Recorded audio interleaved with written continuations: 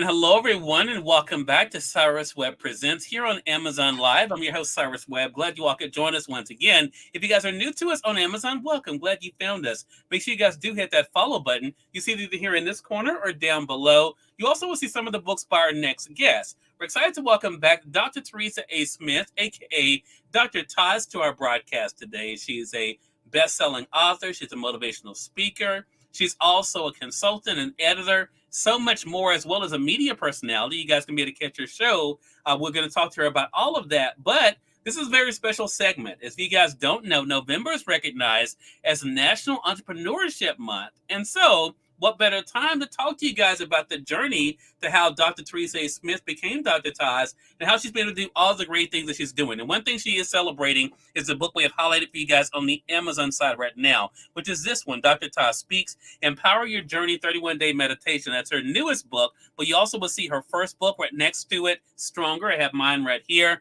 And then her other books we have there, I'll highlight them for you guys quickly, From Bravery to Victory. That is an ebook you guys can get. Then there's Transformation. I'll highlight that one for you guys. I have my copy here, as you guys can see, the paperback, but you can also get it the Kindle edition as well. And then there's Transformation Bounce Back. You guys can see it there in the carousel. There is my paperback there. And then, of course, the one I think that is really her pride and joy, which is this one, the cookbook, Transform with Taz Healthy Recipes. You guys can see it there. So again, we know Dr. Teresa A. Smith from the books, but today we're going to get an exclusive look at the journey. So Dr. Taz, welcome back to the broadcast. Thank you so much for having me, Cyrus. Look, always a pleasure. Now, she didn't know we were going to do this, y'all. She found out literally right before we were going on. It's like, you know what? This one's going to be different today because this is a story I don't think any of us know, Taz. We have never, our very first conversation together on the radio side was about Stronger, but we never really talked about the journey as an entrepreneur for you. So I want to begin here because you are, through your platform, Dr. Taz Speaks, or Talk with Taz, you're able to celebrate entrepreneurs and their journey. As an entrepreneur yourself, what has it been like for you to kind of look at your own journey as an entrepreneur? You know, Cyrus, I think it was in my DNA just because of my life experiences. You know, my father is an entrepreneur. He's been an entrepreneur my whole life. You know, very much like what I'm doing now. He had his 9 to 5, and then he had a community store. And so, you know, I didn't understand the significance growing up, but I saw that role model. So I always knew that I was going to have a business, and I incorporated DQ Consulting, which is my parent company, probably almost 2 decades ago now. Pretty soon it will be about 2 decades. And DQ stands for Don't Quit. There is a poem that's called Don't Quit. And that poem really ministered to me. And so when I went about trying to figure out what am I going to name my company, DQ. Because DQ stands for Don't Quit. It's almost like, you know, take care of you. It's that you don't quit. Because we know life is going to throw things at you, but you have to have something within you that continues to propel you forward. So DQ and that particular poem, Don't Quit, was what did it for me. So the journey, you know, when I first started, it was for consulting and for career coaching or counseling. And sometimes when I look back at my corporation, I'm like, now, how did you come up with that? Of course, I didn't. It was given to me by God, but it really marries what I do now, because it's all about that individual's personal transformation, their growth in all aspects of their life. Because whatever is going on with the person, it impacts everything. So when I look back on the journey, I can see how steps were being made for me. And it's almost like I was following a breadcrumb, not knowing what the pie or what type of bread or cake I was going to actually, you know, eat. But I think the breadcrumbs have been there the entire time. And this is interesting because, again, as I mentioned, Taz and I've never talked about this before, and I never knew what DQ stood for. Mm-hmm. Yeah, so this is brand new information for me, and I know for our audience as well that may have seen it on your books or even seen it on Amazon.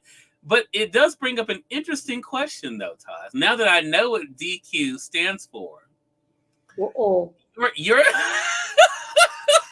journey is even more interesting because of what the other thing you mentioned, that you had the courage to put on the front of this book TCOY, take care of you. So you talked about building a business, but how much was DQ Consulting and TCOY also speaking to you on this journey? Oh, absolutely, Cyrus. I don't think that I could live in my life without my work speaking to me. It's like being a taster. I'm a cook. It's like me and that Gordon Ramsay. I love him to death. Gordon Ramsay, like, did you taste this?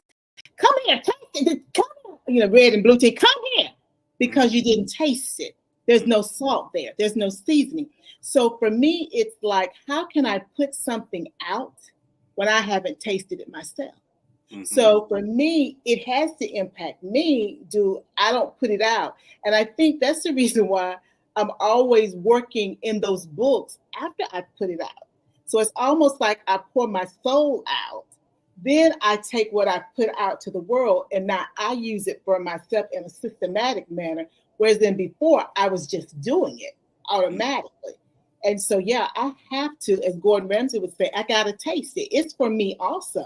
Because if it's not to my taste, why would I put it out there expecting someone else to enjoy it or to be able to use it?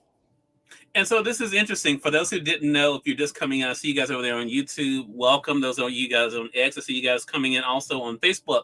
Taz was just telling us about how this all began. Because this is National Entrepreneurship Month, I thought we would switch things up and talk about the beginnings of her entrepreneurship journey. We've talked about her books in the past, but we've never talked about the journey to how she got here when it comes to the books. The book that introduced all of us stronger. I'm going to highlight for you guys in the carousel there on Amazon. So you mentioned your father. How much of a marker and a barometer was that for you, Taz, to have someone like your father who was an entrepreneur? Mm-hmm. How much did you feel pressure coming up after him building your own business? Well, Cyrus, you use my word because my word is barometer. You don't use someone else's barometer to measure your success. But my parents always instilled education in me. So I knew I was going to go to college. I really didn't think about having a business. And my business is not traditional. Listening to an interview today, I don't think 15 or even 20 years ago, I don't think my parents could have conceived of what my business is, because it's not like anything that anyone has done in our family that I'm aware of.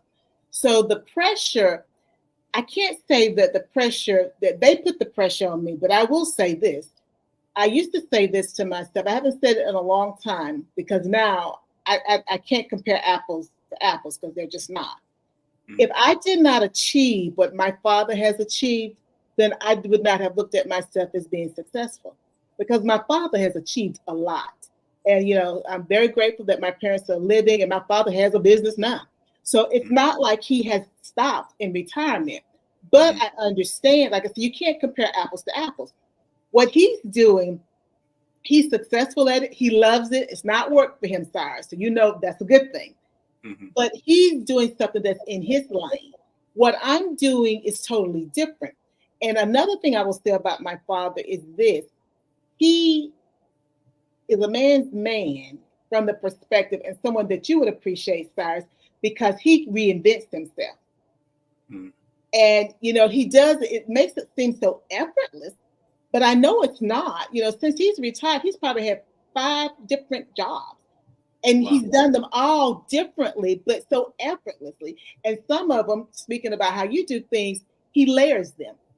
But they're all in their own lane. So I said all that to say there was no pressure there, but at the space that I'm in right now, I'm still learning from him. And I'm the oldest. I don't have brothers. So when you talk about birth order and things of that nature, I feel that responsibility, to make sure that my family is secure, in the event that I have to help take care of my parents, because I'm the oldest. There's no guy that's going to rush in and save us. I have to be that person. So, guys, that testosterone gets to be a little high sometimes. That's Taz being Taz, Cyrus. Well, but you said something, and I had never thought about it before. And a little light bulb went off as you were just talking. Because you said that what you all do is different. And immediately it came to my mind, well, actually, no, it's not. because he's helping provide nourishment for the body. You're helping provide nourishment for the mind and the soul. Yeah. So you both are producing products Mm-hmm. that have benefits long after it is read, digested, and even sat with. I want to talk about that. What has that been like for you to think about? Because, and what made me think about it was you, about a month or so ago, I think had just come from, his business, Mm-hmm. and you were talking about the produce that you had brought in, and it literally just clicked with me when you were just talking. Just like you bring in things from his establishment, people Mm-hmm. buy your books, Mm-hmm. they hear you speak, and they're able to take that in. What is that like for you to think about how your words, how your messages can be able to have that type of nourishment for others? Cyrus, like I said last week when I was reading my book, my favorite book, words are powerful. And to know that something that I've written can sink in and it encourages someone, it makes my living not be in vain. Because we should always be working to help our fellow man, our fellow woman, fellow person, guys. We should be working to help that person. And so, I always hoped, I knew that the book that I wrote was going to be impactful because it had been in me all my life. And it was all the things that I did to keep myself stronger so that the incest and the death of my uncle, losing my sight, all those things didn't overtake me, that trauma. But I could not have conceived when I started DQ Consulting what it would look like. Mm-hmm. Because I could not have conceived it. But looking at it and thinking about how I incorporated DQ Consulting, it was all about feeding that person, their mind, their body, the holistic person. But I did not realize it at that time. So I'm glad to, as my coach would say to me, I'm glad I've been able to pivot and shift, but I'm still catching up to all the shifting that's taking place because I don't think about it from that perspective. Yeah. And as an entrepreneur, let me throw this out. As an entrepreneur, as I keep reminding myself, you have to take time away because without it, you're on autopilot all the time. Yeah.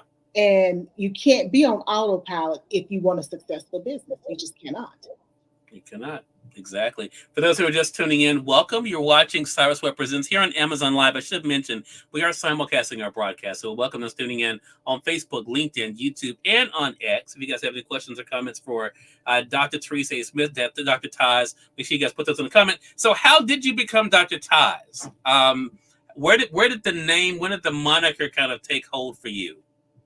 Cyrus, I'm going to have to actually go back and pull some records. But it's no, that's a good question. I remember when I started doing it, but I don't know the year. Okay. I started, I was teaching part-time. Okay. And I was doing my syllabus. And I decided to put Dr. Taz. And I remember it because most people mispronounce the Taz. They think it's Taz, and it's not. It's T-O-Z. And I had put that pronunciation on the syllabus so that the students would know how to call my name. And I can't say who, what, why, when, and where, because I don't remember. And when I don't remember, I'm just like, it was a God thing that said to me, you're Taz now. And that's the reason I'm going to go back and look at what year that was when I did the first one, because I remember I was in my old house, my townhouse, and I remember doing it, but I don't know what precipitated. But I became Taz. And Taz was that next level up. Now, some people say, how can Taz be the next level up? You're Dr. Smith. Yeah, I'm Dr. Smith, but now I'm Taz. And I say that because, Cyrus, I said to my mother when I graduated with my doctorate in 2012, I said, I don't have a plan. And I said, I don't have, and we talked about this recently. I said, I don't have a plan. She said, you don't have a plan? I said, no. And guys, my ears have just gotten warm. I'm trying not to be crying. My ears got warm. I said, I don't have a plan. And that's significant because I always have a plan. If I hadn't had a plan, I wouldn't have survived everything that I've survived. I always have a plan. but I didn't have a plan. And even now, I don't have a plan the way that I like to plan. And some people say, well, you don't plan. Well, I'm not planning because I don't have a plan because this is all new to me now. And so it's almost like I'm stumbling into that place. But T.D. Jakes preached a sermon years ago that nothing just happens. Yeah. Nothing just happens. So I know I'm on the right path because if I wasn't, then the last book wouldn't have been a bestseller. And that's not to be braggadocious, but that's to reassure me that even though I don't know what the plan is, my favorite scripture says, I have, for I know the plans I have for you, plans to prosper you and not to hurt you. So he's got the plan. Now my faith has to take over, and I have to keep my hand in his hand. And he's dragging me, Cyrus, because some people know he has to drag me, but that's okay. Keep on dragging me. There's a word that comes up a lot in your writing, Taz, and I thought about it when I was prepping for today's show. And I'm going to highlight her newest book again, Dr. Taz Speaks, Empower Your Journey 31-Day Meditation, Day 16. The theme is acceptance, but the word that comes up in your work a lot is strength. And you say for Day 16, for those who have the print edition of the book on page 34, today's strength and courage comes from, and you write this, and I want to read a bit of this and talk about how you're applying this for yourself. Again, with that DQ and the take care of you, you write, we often strive to see the best in others or situations, investing our time and energy to make that belief a reality.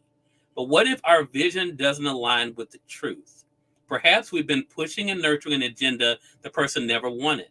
We thought the dream was deferred, but the dream was never ours to begin with.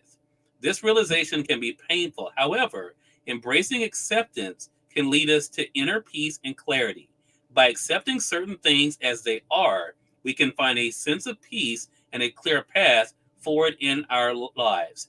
This understanding is a critical nugget that empowers us to navigate all kinds of relationships, family, personal, professional, friend, and organization. I want to talk about that because the thing that you say in here that really stands out to me is that embracing acceptance can lead us to inner peace and clarity. A lot of times, I tell people all the time about this book I read some 15 years ago, Farther Than I Meant to Go, Longer Than I Meant to Stay. And it talks about just that, staying in something too long that we know is not serving us well and the damage it does to us. What has it been like for you as an entrepreneur, Taz, to take it professionally for you, to be able to make those changes? You mentioned pivot, which is why I want to talk about this. To that something that you think you may want, realizing that it may not be the best thing for you or may not be a right now for you. Cyrus, it's hard. I'm just gonna be honest. It's hard. And this is a good day 16 is good, guys. It's a good one. I may have to delve into this. It's a good one. And I shouldn't tell this, but I'm gonna say it. When you read my words to me, it's almost like I was having an out-of-body experience when I wrote it. And I don't know if anybody understands what that means. It's like it's so fresh to me when you read it, but then when you read it to me, I know what my mind was thinking about because it immediately came to the surface. But on a professional note, it's challenging because some people would have said to me, well, don't you want to be a superintendent? The answer is no. Don't you want to do this? No. Don't you want to do that? No. Because those are not my aspirations. Those are the aspirations that people think I should have given my education. And that's not my path. And, it's like, how do you dig in and stay planted? Well, that's because I do that because I have to remain true to who I am. I'm like anybody else. I have done things that were great things. And I always will say that. They were great things, but they were not a part of my plan. And, as I wrote and as you were alluding to, sometimes we think that it is deferred. Well, it's not deferred. It never was. Yeah. And when you can accept that, then you can walk into your destiny. And so it goes back to Cyrus about the declarations and things that I wrote, even in Stronger, because it's hard to accept that something that you want doesn't want you. Let me put it that way. And then I think people get it because you think about a relationship. You want him, you want her, but they don't want you. And it's the same way with things in our professional life also. That's a great thing, but it ain't for you. Yeah. Accept it and move on. Yeah. What I thought about, Taz, is you were just talking the other side of a very popular saying. We all have said, including myself, what is meant for you is for you. Mm-hmm. But we don't always think about what that also means on the other side, that not Mm-hmm. everything is for you, no Come matter on how here. much you may want it. And I think that's the side we don't want to come to grips with, Mm-hmm. because that's the side that is the most difficult part, especially when it's something we really want, you know. And I think when you were just saying that, I thought about that when we say what is meant for me is for me, that is true. Mm-hmm. But we also means we accept that not everything out there is for us, including things we may have a desire for. So how has it helped you in not only building the DQ Consulting brand, ties, but also now in your work you're doing and helping others, realizing that? Well, Cyrus, life is so funny. I go through the same up and downs. And recently I was going through it, and this is how it helps me. What we just talked about. One moment my mind is clear and I understand this is not for me. Mm-hmm. The next minute my mind is foggy again. And I think it's for me. And I'm talking about something specific, guys. But I want you guys to use this as be laughing at me as an example to work or relationships or whatever. At one moment, and then the next moment you don't. For me, what I have to find for what I was just dealing with, I was like, God, you know the answer. And so, but I knew the answer though. Now, going back to what you said, I knew the answer. I wasn't ready to accept the answer. Yeah. I wanted what I wanted, even though I knew what I wanted was not what I wanted. Now, how can that be? Because it was going to add stress on me. I'm trying to remove stress. Why am I going to get what I want and then I'm under all this stress? That means my life is not going to be enjoyable. Yeah. I have to take care of me to do everything else. So even though I didn't think about it as a business move, it really was a business move. Because if I had made the wrong move, it was going to impact me. And when it impacts me, it impacts DQ Consulting, which means it then impacts my business. And it becomes a domino effect. And I think that goes back to that pausing and taking time to reflect and not just being on autopilot all the time. But it's a challenge, Cyrus, and I've had to train myself to do it. And when I hit that wall and I'm going back and forth, I see the visual now.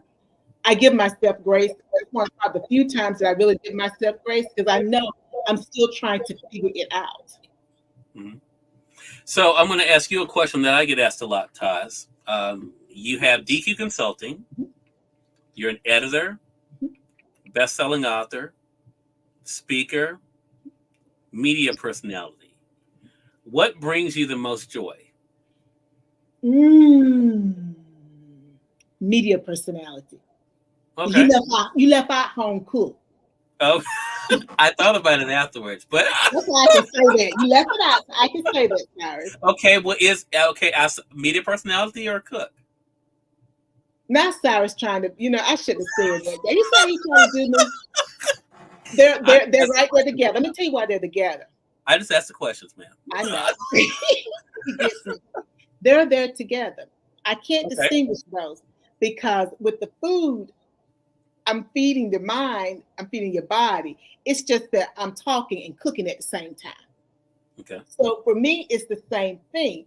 With my interviews and, my show with Angelia, it brings me such joy. I wish I knew how to explain it.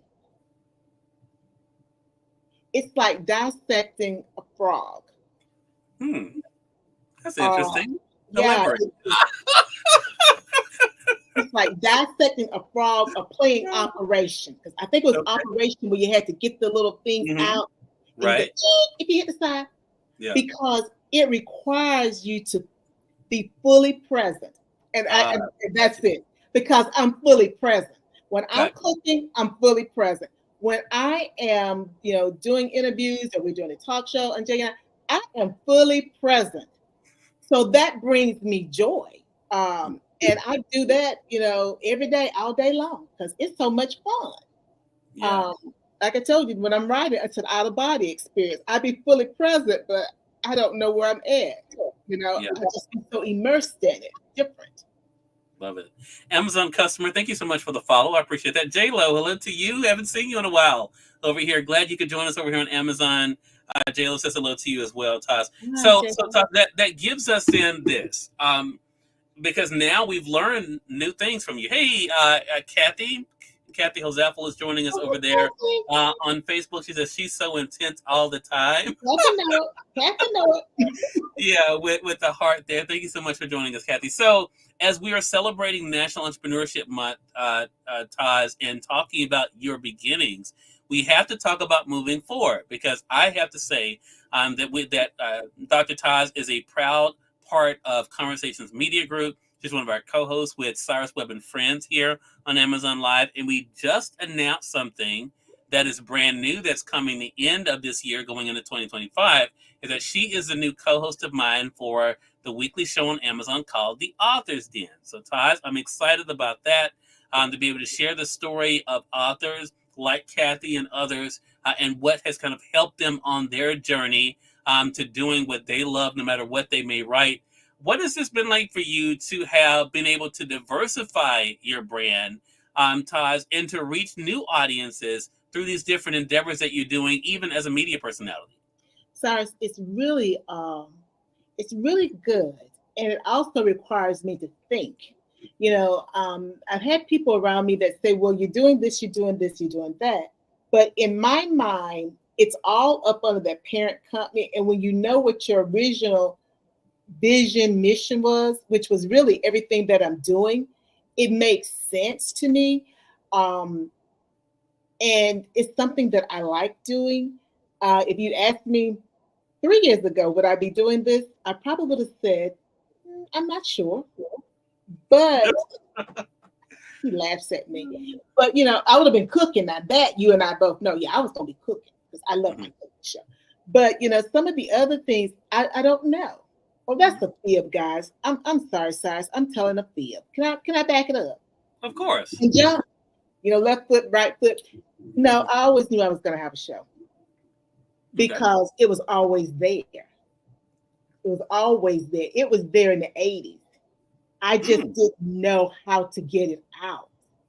I was saying, earlier, I remember 1985 when I was in college, and Oprah Winfrey show was just starting, really getting big and all that. I remember all of that, and I'm like, she got my personality, she making all your money, and all your different stuff, because basically what I saw was myself. I saw a Black woman who cared about other people. And she was being herself. Even when she wheeled out that red wagon with 60 some pounds of fat, she was being herself, and that she's always worked at being her authentic self. So if I go back in time, yes, I always knew it. I just didn't know how things would take shape. So, yeah, it's been a journey, Cyrus. It's been a journey. And it's one that we've all had fun being able to watch. Again, everyone, Dr. Teresa A. Smith, aka Dr. Taz, has been joining us for a different type of episode here on Cyrus Represents, discussing her entrepreneurship journey because it is National Entrepreneurship Month. And of course, we'd love to be able to hear more about your own entrepreneurship journey as well. Make sure you guys tell us about it in the comment section for sure. And Taz, for those who are not staying connected with you and all the great things that are happening, what is the best way for them to be able to reach you? The best way to reach me is to contact me through my website, AskDrTaz.com. That's AskDrTas.com. Or they can reach out to me on IG, Dr. Teresa Smith, or they can contact me on Facebook, Teresa Smith. All right. Taz, great conversation as always. I appreciate you returning and looking forward to our next chat together. Thank you so much, Cyrus. All right. And we thank your audience for tuning in to another great segment of Cyrus Webb Presents. Until next time, you all make it a great one. We'll talk to you soon. Take care.